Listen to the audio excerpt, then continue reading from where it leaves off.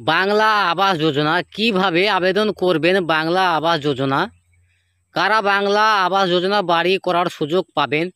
কিভাবে করবেন আবেদন? জেনে নিন বিস্তারিত। তো সম্পূর্ণ পদ্ধতি জানতে ভিডিওটা প্রথম থেকে শেষ পর্যন্ত কন্টিনিউ করবেন।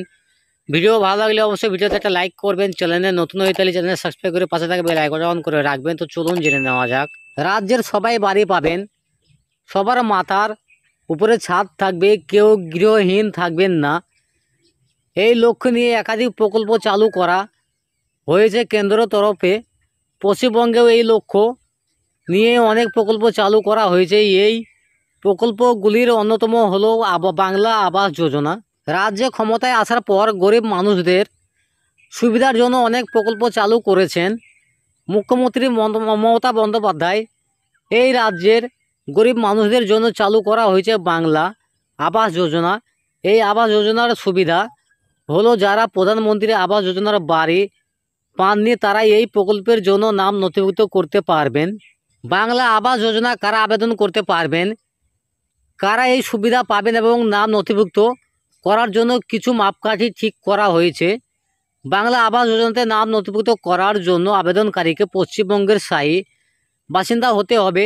যাদের পাকা বাড়ি নেই একমাত্র তারা এই প্রকল্পের জন্য আবেদন করতে পারবেন। তাছাড়া যে সমস্ত ব্যক্তির বছরের আয় 1 লাখ টাকার নিচে একমাত্র তারাই আবেদন করতে পারবেন এই প্রকল্পের জন্য। সেই সঙ্গে আবেদনকারী বিপিএল তালিকায় রেশন কার্ড থাকা বাধ্যতামূলক। এই সঙ্গে আবেদনকারীর নামে নির্দিষ্ট জমির দলিল বা কম্পিউটার পর্চা বা রেকর্ড থাকতে হবে। তবে কোনো সরকারি চাকরিজীবী বাংলা আবাস যোজনাতে নাম নথিভুক্ত করতে পারবেন না। তো বাংলা আবাস যোজনা প্রকল্পে আবেদন করলে কত টাকা পাওয়া যাবে? প্রকল্পের তথ্য অনুযায়ী বাংলা আবাস যোজনার আওতায় প্রত্যেক আবেদনকারী পাবেন 1,20,000 টাকা। আবেদনপত্র গৃহীত হওয়ার পর কয়েকটি কিস্তিতে এই টাকা দেওয়া হবে, তবে এই টাকার পরিমাণ বাড়তে পারে বলেও জানা গিয়েছে। তো বাংলা আবাস যোজনা আবেদন করলে কিস্তির মাধ্যমে টাকা দেওয়া হয়। তো বাংলা আবাস যোজনার প্রথম কিস্তির প্রায় 50,000 টাকা পাওয়া যাবে। দ্বিতীয় কিস্তির টাকা আসবে প্রায় 40,000-এর মতন। এরপর তৃতীয় কিস্তির টাকা বরাদ্দ হবে বাড়ি সম্পূর্ণ হওয়ার। এরপর এই টাকা জব কার্ডের মাধ্যমে 100টি মেনটেনের টাকা আবেদনকারী বা উপভোক্তার ব্যাংক অ্যাকাউন্টে দেওয়া হবে। কারা বাংলা আবাস যোজনার সুবিধা পাবেন? এই প্রকল্পের আবেদন করার পর আবেদনকারী সরাসরি ব্যাংক অ্যাকাউন্ট অথবা পোস্ট অফিসের অ্যাকাউন্টে একেবারের জন্য আর্থিক সহায়তা পাবেন। এই প্রকল্পের অধীনে বাড়ি করা হবে।